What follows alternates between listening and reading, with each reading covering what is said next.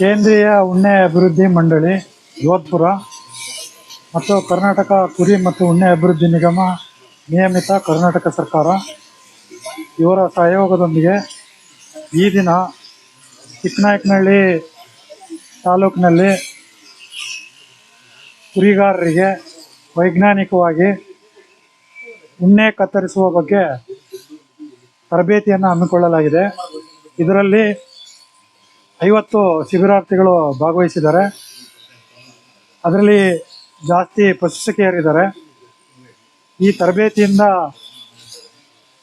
ರೈತರಿಗೆ ಅಥವಾ ಕುರಿ ಸಾಕಾಣಿಕೆದಾರರಿಗೆ ಉಣ್ಣೆಯನ್ನು ವೈಜ್ಞಾನಿಕವಾಗಿ ಕಟಾವು ಮಾಡಿ ಸಂಸ್ಕರಣೆ ಮಾಡಿಬಿಟ್ಟು ಅದರಿಂದ ಏನೆಲ್ಲ ಉಪಯೋಗ ಇದೆ, ಉತ್ಪನ್ನಗಳನ್ನು ತಯಾರಿಸ್ಬೋದು ಅನ್ನೋದ್ರ ಬಗ್ಗೆ 4 ದಿನ ತರಬೇತಿ ಹಮ್ಮಿಕೊಳ್ಳಲಾಗಿದೆ. ಇವತ್ತು ಕೊನೆಯ ದಿನ. ಇಲ್ಲಿ ಶಿಬಿರಾರ್ಥಿಗಳು ನಮ್ಮ ಕಣ್ಣೆದುರಿಗೆ ಉಣ್ಣೆ ಕತ್ತರಿಸೋದು ಹೇಗೆ ಅಂತ ಮಷಿನ್ ಮೂಲಕ ನಾವು ಪ್ರಾತ್ಯಕ್ಷಿತೆಯನ್ನು ಹಮ್ಮಿಕೊಂಡಿದ್ದೀವಿ. ಈ ತರಬೇತಿ ನೀಡೋದ್ರಿಂದ ಏನಾಗುತ್ತೆ, ನಾವು ಉಣ್ಣೆಯನ್ನು ವೈಜ್ಞಾನಿಕವಾಗಿ ಕಟಾವು ಮಾಡಿ ಅದನ್ನು ಕಲೆಕ್ಟ್ ಮಾಡಿ ಸಂಸ್ಕರಿಸಿ ಉಪ ಉತ್ಪನ್ನಗಳನ್ನು ಮೌಲ್ಯವರ್ಧನೆ ಮಾಡಲಿಕ್ಕೆ ಬಳಸ್ಬೋದು ಅಂತ ಈ ಒಂದು ತರಬೇತಿಯನ್ನು ಹಮ್ಮಿಕೊಂಡಿದ್ದೀವಿ. ತರಬೇತಿಯಲ್ಲಿ ಯಾರು ಭಾಗವಹಿಸಿದ್ದಾರೆ ಶಿಬಿರಾರ್ಥಿಗಳು, ಅವರ ಒಂದು ಅನಿಸಿಕೆಯನ್ನು ಕೂಡ ನಾವು ಪಡೆದುಕೊಂಡು ಕೇಂದ್ರೀಯ ಉಣ್ಣೆ ಅಭಿವೃದ್ಧಿ ಮಂಡಳಿಗೆ ಅವರ ಫೀಡ್ಬ್ಯಾಕು ಕೂಡ ಕೊಡ್ತೀವಿ. ಮುಂದೆ ಇದು ಉಪಯೋಗ ಆಗಿದೆ ಅಂದರೆ ಈ ರೀತಿಯ ಒಂದು ತರಬೇತಿಗಳನ್ನು ಇನ್ನೂ ಹೆಚ್ಚಿನ ಪ್ರಮಾಣದಲ್ಲಿ ನಾವು ಹಮ್ಮಿಕೊಳ್ಳಲಿಕ್ಕೆ ಸಾಧ್ಯ ಆಗುತ್ತೆ.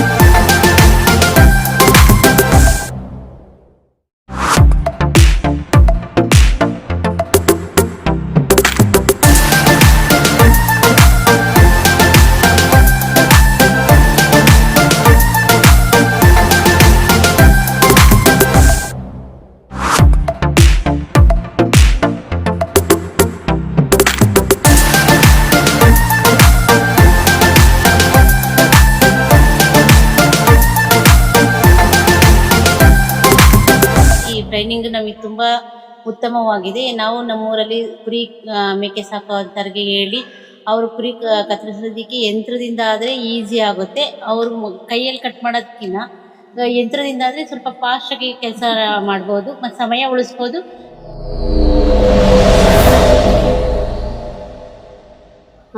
ಇಲ್ಲಿ ಟ್ರೈನಿಂಗ್ ಇದೆ, ಹಿಂಗೆ ಉಣ್ಣೆ ಕಟ್ ಮಾಡೋದು ನೀವು ನೋಡ್ಕೋಬೋದು ಬರ್ರಿ ಅಂತೇಳಿ ಕರೆದ್ರು. ನಾವು ನಮ್ಮ ತಂದೆಯವರೆಲ್ಲ ಕತ್ರಿಲಿ ಕಟ್ ಮಾಡ್ತಾಯಿದ್ರು, ಅವ್ರು ಮಾತ್ರ ಕಟ್ ಮಾಡ್ತಾಯಿದ್ರು. ಇವಾಗ ನಾವು ಕಟ್ ಮಾಡ್ಬೋದು ಅನ್ನೋದು ಈ ಮಿಷಿನಿಂದ ನಾವು ಕಲ್ತಂಗಾಗುತ್ತೆ. ಅದರಿಂದ ಇದು ತುಂಬ ಅನುಕೂಲ ಇದೆ. ನಾವು ಈಗ ಕಟ್ ಮಾಡ್ಬೋದಾ, ಅವ್ರನ್ನೇ ಕಾಯಬೇಕಾಗಿಲ್ಲ. ಅದರಿಂದ ತುಂಬ ಅನುಕೂಲ ಇದೆ.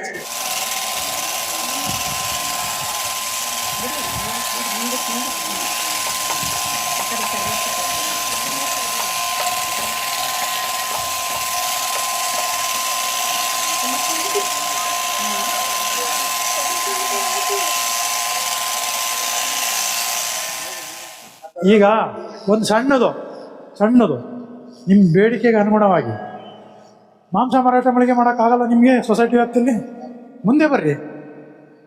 ಟೆಕ್ನಾಲಜಿ ನಾವು ಕೊಡ್ತೀವಿ. ಆರ್ಥಿಕವಾಗಿ ಒಬ್ಬ ನಿರುದ್ಯೋಗಿಗೆ ಅನುಕೂಲ ಆಗುತ್ತೆ. ನೋಡಿ, ನೀವು ಇಲ್ಲೆಲ್ಲ ಕಡಿಯೋದ್ರ ಬದಲೇ ಅವನು ವೈಜ್ಞಾನಿಕವಾಗಿ ಅಲ್ಲಿ ಕಡಿತಾನ, ಬೇಕಾದವ್ರಿಗೆ ಸಪ್ಲೈ ಮಾಡ್ತಾನ. ಹಾಲು ಹೆಂಗೆ ಕೊಡ್ತಾರೆ? ಪ್ಯಾಕೆಟ್ನೇ ಕೊಡಲ್ವ, ಮೊಸರು ಕೊಡಲ್ವ? ಹಂಗೆ ಆ ರೀತಿ ಯೋಚನೆ ಮಾಡಬೇಕು ಅಂತ ನಾನು ನಿಮಗೆ ಹೇಳ್ತಾ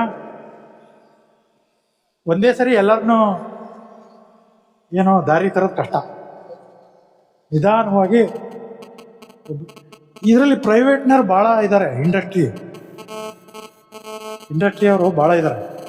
ನಾವೇನು ಸ್ಥಳೀಯವಾಗಿ ನಮ್ಮ ರೈತರನ್ನ ಆರ್ಥಿಕವಾಗಿ ಸಬಲರು ಮಾಡೋದು, ಮಧ್ಯವರ್ತಿಗಳನ್ನು ತಪ್ಪಿಸ್ಬೇಕು, ಮಾರುಕಟ್ಟೆ ಬೆಳಿಬೇಕು, ವೈಜ್ಞಾನಿಕವಾಗಿ ಸಂಸ್ಕರಣೆ ಆಗಬೇಕು, ಶುಚಿ ರುಚಿಯಾದ ಮಾಂಸ ಇತರೆ ಉತ್ಪನ್ನಗಳು ಸಿಗಬೇಕು.